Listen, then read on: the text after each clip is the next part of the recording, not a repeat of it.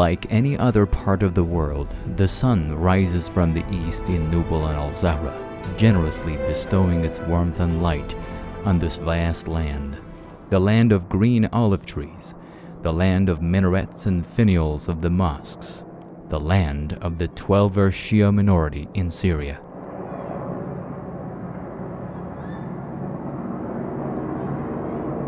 But sunlight is not the only reason behind the red color of the soil in this land. If you want to know the secret behind the color of the soil in Nubal and Al-Zahra, come along with us on a journey.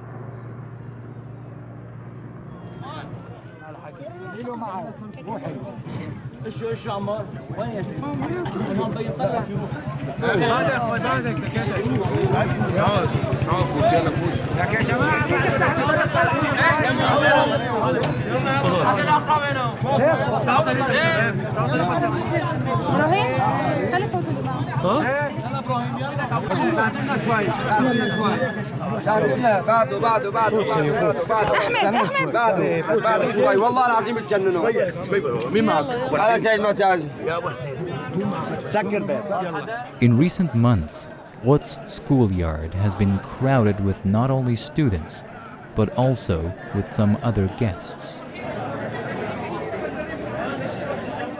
Women, children, and young and old men, some of whom even carry a gun. They all seem to be waiting. But what are they really waiting for? Only those who have remained in Nubal and Al-Zahra know the answer to that question.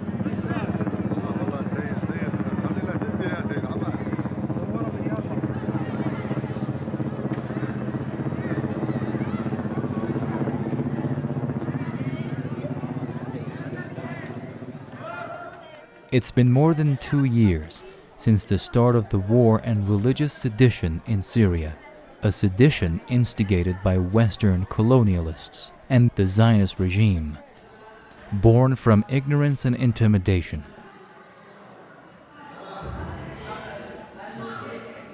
In Syria, more than 1% of the population is the 12er Shias who mostly live in Nubal and Al-Zahra. With the start of the Syrian civil war, these neighboring towns were placed under siege by Takfiri militants, and all the roads leading to them were blocked and unsafe.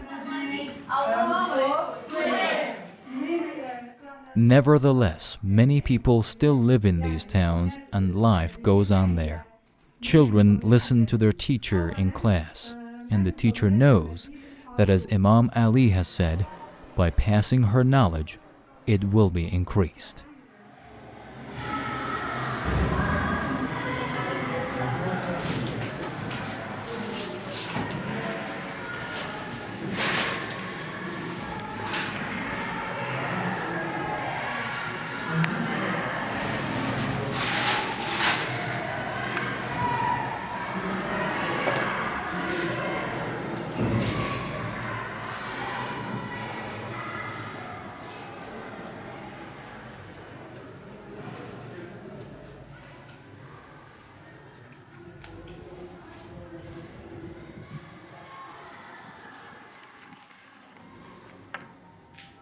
Like other children in other parts of the world, the children of Nubal and Al-Zahra draw pictures. They wish for a better future in the realm of their innocent world, and like to live in the world of their drawings, although even in that world, Syria's heart is deeply wounded and needs to be freed from the enemy's clutches. Like any other children in the world, they play in their schoolyard, tease each other, and laugh, even if they know that a giant helicopter is going to land there in a few minutes. Nubal and Al-Zahra have been under the siege of Takfiri militants for several months now, and the only way to reach the towns is by air. Every day, 1 or 2 helicopters drop by at the town. But how much food and supplies, medicine, passengers, and even patients can be transported by 2 helicopters?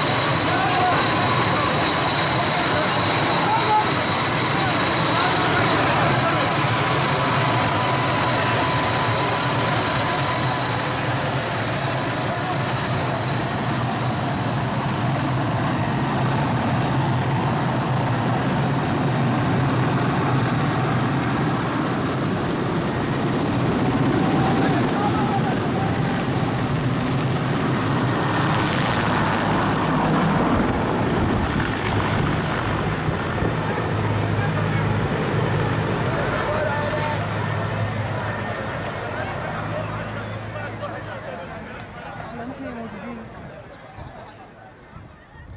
من هون. المدخل الرئيسي للضيعة اللي هي الزهراء. طبعا هي كلها بلدة الزهراء اللي محاصرة من 4 شهور. هذا الطريق الاوتوستراد الرئيسي من حلب لغازي عند لعزاز اللي 4 شهور ما حدا دخل منه طبعا ولا حدا مشى عليه بسبب العصابات المسلحة والجيش الحر. اوتوستراد غازي عنتاب ببلش من حلب بوصل لتركيا. قبل الأزمة الاوتوستراد 24 على 24 شغال، ما بتقدر يعني بتضل 5 دقائق لتقطع الشارع. وجود ماير اللي هي هديك ماير، وجود معقل الجيش الحر والمسلحين المتواجدين فيها طبعا قديما وحديثا. هي هديك ماير اللي قطعت الشارع من عندها ومنعت العالم بالروحه والرجعه لعنا. هلا نحن بموقع الدفاع وليس بموقع الهجوم. ما مصلحتنا نرد، نحن جيران من الاف السنين، فما مصلحتنا هلا نرد عليهم. نحن القذائف اللي عندهم عم توصل على بيوتنا الحمد لله، ما عم تاذي، عم توصل بس تاذي الحجر بس، ما في يعني اضرار بشريه ما في الحمد لله. ما عندنا الامكانيه لحتى نرد عليهم. هي رح تشوف بعينك العالم اللي رايحه حوش الزيتون وبتقطع الشجر مشان تتدفى عليه.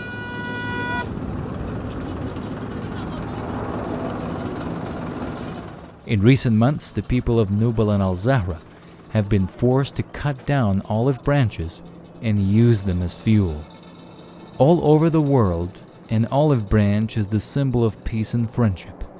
And when you put olive branches on fire, it's as if the resulting smoke heralds an impending disaster, as if peace and friendship in this land is burning in the fire of enmity and sedition.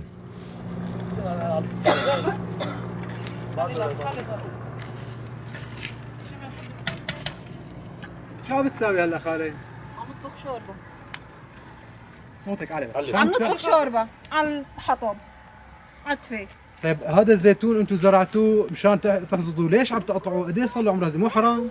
يا طيب يا اخي، لا في حطب ولا في غوز، بدنا نقص الزيتون لحتى نطبخ. طيب هالزيتون قديش تعبتي لحتى صارت هيك؟ اي يا اخي طيب مو بدنا ياكل؟ مو في اطفال بدها تاكل؟ كل يوم إلنا هالعذاب. بعد ولد بعد ولا؟ ايش قصة خطر؟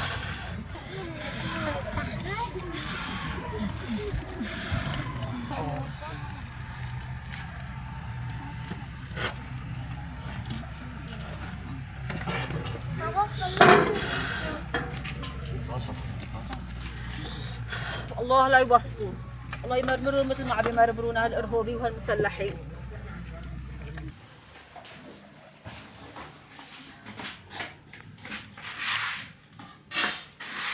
الله لا يوفقون. شو عم تسوي خالد؟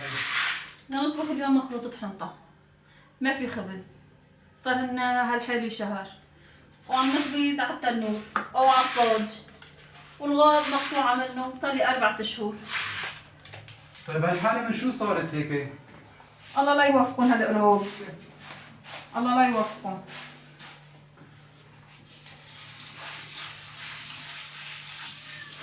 كل يوم تطبخي كل يوم؟ كل يوم على هالحالة، كل يوم. أي حالة؟ على هالحالة المرور، إنه كل يوم نعلق فيه وكل يوم ننفخ وكل يوم صار معي أنا التهاب قصبات من وراء هالشي. صار لي 4 شهور جابت غاز ما عندي.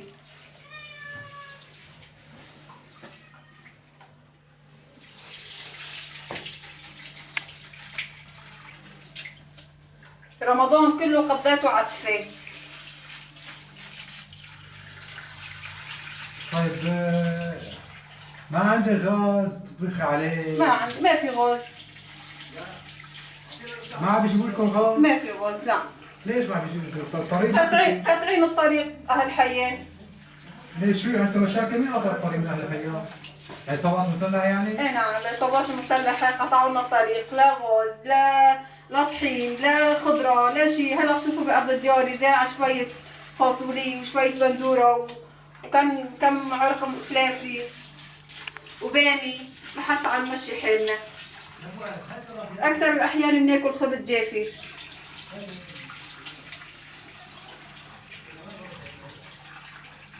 طيب رجالكم وين هلا بيكونوا موجودين؟ بيكونوا عم يدافعوا عنكم حوائج مثل اللجان الشعبيه عم يدافعوا عنكم انتم تعملوا لهم اكل، تحضروا لهم اكل يعني؟ طبعا الله يوفقهم يا رب. شو؟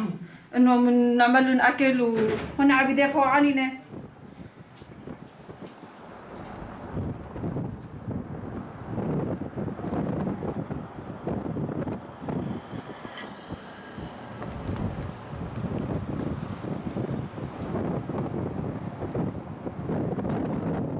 The long line of trailers and trucks left at the side of the road because there's no fuel, or the people who have put few goods on display outside their empty shops, or the closed down stores and small heaps of garbage, are not the only things you see on the streets of Nubal and Al-Zahra these days.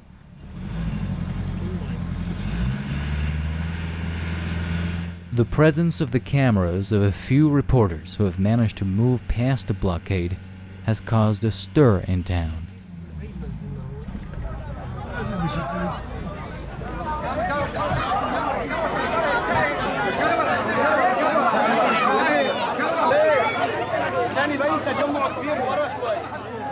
The children here try to make the others aware of their innocence by whatever means possible. They shout out that they are hungry and in need of medicine and fuel. They shout that they are Muslims, but this is not the end. Sometimes the residents of the two towns have to take up arms to prove their rightfulness and defend their homes and hometown.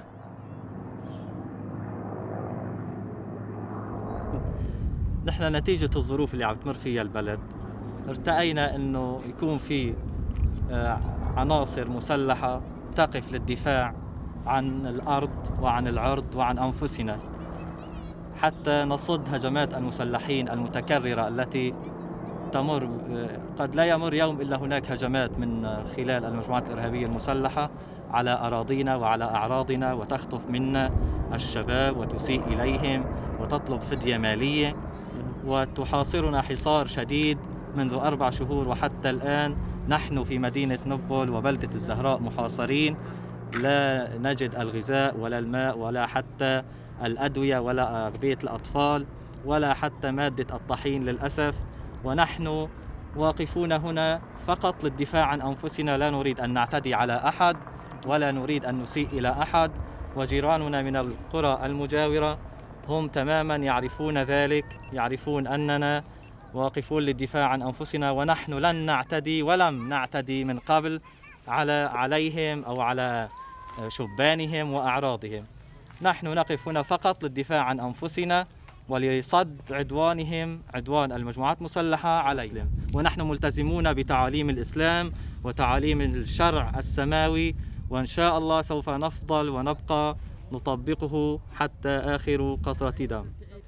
لا يصل لنا الدقيق، لا يصل لنا مادة المازوت، لا يصل لنا مادة البنزين، أغذية الأطفال، الأدوية وخاصة أدوية الأمراض المزمنة مثل السكري وأمراض السرطان وغيرها ولقاحات الأطفال. للأسف يعني نحن في حالة يرثى لها من خلال الحصار الذي يطبق علينا من قبل المجموعات الإرهابية المسلحة المنتشرة على حدودنا 4 وعلى جهاتنا 4، ولكن نحن نقول لهم رغم الحصار ورغم الجور سنبقى صامدون صمود هذه الصخور وباقون بقاء هذه الجبال حتى ندافع عن أنفسنا، وسنبقى في محور المقاومة ما دام فينا عرق ينبض. الله يعطيك.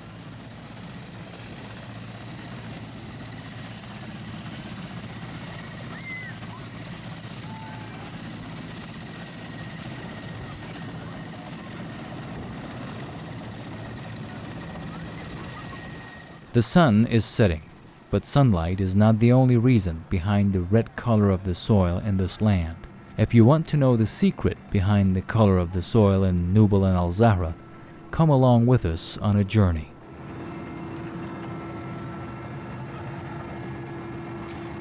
As God has willed, once the sun sets, the truth comes out.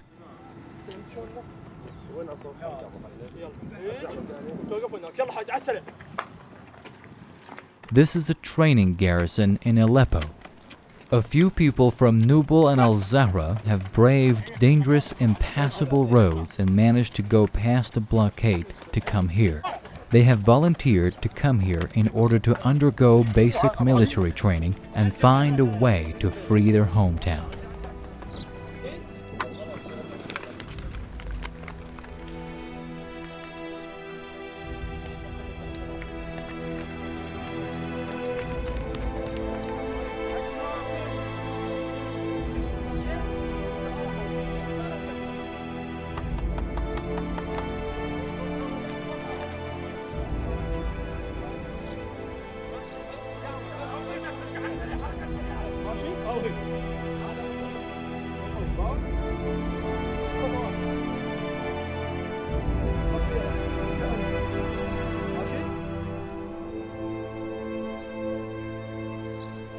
أوه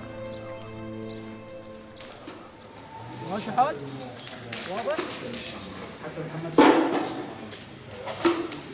سير الخصر الخصي مصطفى الشايب مصطفى زكريا حسين مصطفى زكريا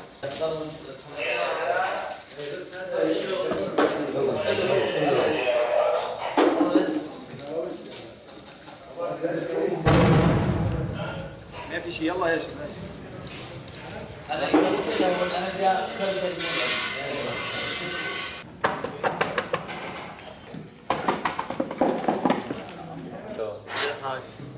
نحن جينا من نبوة كرمال نساعد هون نشتغل مع في القضية اللي ماشي فيها كلياتنا، ماشي فيها السيد الرئيس، وماشي فيها قائد الخميني، وماشي فيها السيد حسن نصر الله، وماشي فيها كل الشعوب الشريفة والنظيفة خاف الله تمشي على محبة محمد وآل محمد. هذا الشيء اللي جينا مشان نحن هون خدامين لأبو عبد الله الإمام حسين عليه السلام. عم نساعد الشباب بالمطعم بالاكل، نقدم وجبات للمجاهدين ونشتغل وننظف ونجيب سلاح ونجيب هيك. عرفت لسه نحن ما اجى دورنا، لسه ما اجى دورنا. بالاسماء كل واحد له اسم، الاسماء واحد في ارقام لبين ما يجي اذا رب العالمين نطلع. تحبوا تروحوا؟ طبعا ليش؟ ملين ليش؟ لأن في قائد قدامنا مشي، هو قائد الإمام الحسين، هذا قدوتنا هذا استشهد في سبيل كلمة الحق وعلاء كلمة الدين. نحن كمان نطلع كرمال الحق، كرمال أطفالنا وأولادنا وكرمال كمان علاء كلمة الدين.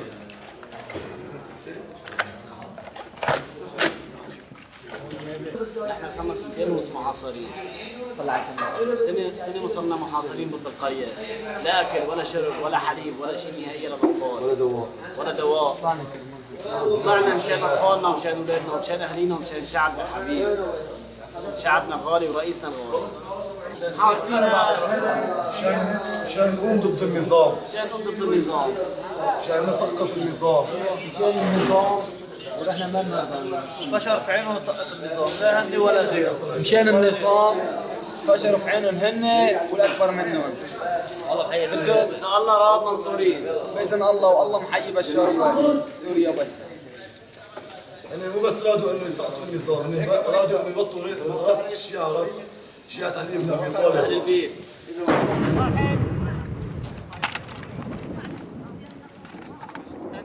The people of Nubal and al-Zahra have been under siege for months now because they are Twelver Shias, and they are deemed blameworthy because their hearts are filled with the love of the Shia household. The household that were shown around the Levant were pelted with stones and had curses hurled at them.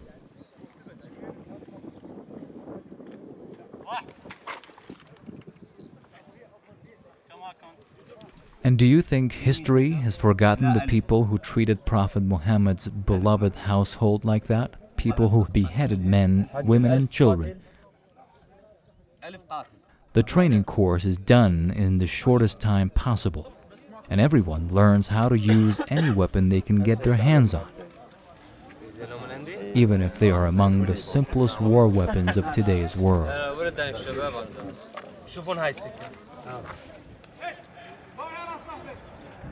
These men are fathers, brothers, and guardians of the children of Nubal and al-Zahra, men who used to live an ordinary life in a corner of their homeland before the start of the recent sedition. Who knows if they were carpenters or teachers, drivers or businessmen. Today, all of them have come here voluntarily to be soldiers and protect their country against the insurgents. They take heart from the Quran and the 12th Shia Imam and go to war. They know that freedom can be gained through sacrifice and believe that those who sacrifice their lives will live a good life at the side of their Creator.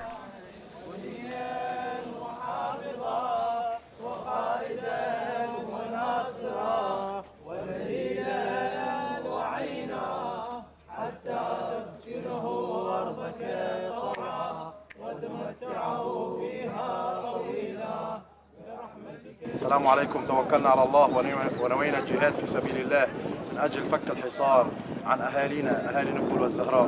كنا عمال عاديين عايشين مبسوطين. يعني أنا واحد الناس، أنا هذه مدرسة، بعيش براتب 9000 ليرة ومستور الحال وممنون. للأسف الشديد اتماحوا لنا كلهم، فرضوا علينا حصار خانق، قتلوا أولادنا، خطفوا بناتنا، جوعونا، ظلمونا، مثلوا بشهدائنا، فاضطرينا نطلع للجهاد. وإن شاء الله بإذن الله منتصرين على هالقوم الظالمين. بسم الله الرحمن الرحيم. لقد خرجنا للجهاد لكي ندافع عن أهلنا المحاصرين في مدينة نبل والزهراء. هم أرادوا كلمة الحرية كلمة باطل، ونحن أردناها كلمة حق. وقبل هالمدة كان الكل بأمان، الكل عايش باطمئنان. أنا من قبل كنت مزين حلاق، جميع الطوائف كانت تجي لعنا، نروح لعندهم.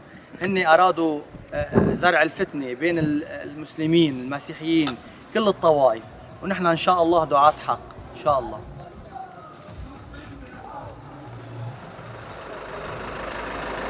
اسم الشريف حسام سلطان من الزهراء. المجاهد يحيى حسن رخاء من الزهراء. المجاهد علاء حناوي من الزهراء. المجاهد ابراهيم عباس كنعان من الزهراء. المجاهد ابراهيم حسين شربو من نبل. حجابه واشم بعدين. المجاهد احمد البابا من الزهراء. انا المجاهد نور جعفر الشايب من نبل. أنا المجاهد منصور سلوم من نبل، ذاهب إلى القتال لكي يحرر طريق نبل والزهراء وطالب الشهادة. اسم الشريف محمد فيصل الأقرع من الزهراء. محمد شربو من نبل. عباس شربو من نبل. اسمي باقر، اسمي مجاهد باقر من مدينة نبل. اسم المجاهد حسين خميس من مدينة نبل. إن شاء الله إلى النصر بإذن الله، لا تراجع حتى النصر، أما الشهادة أو النصر إن شاء الله.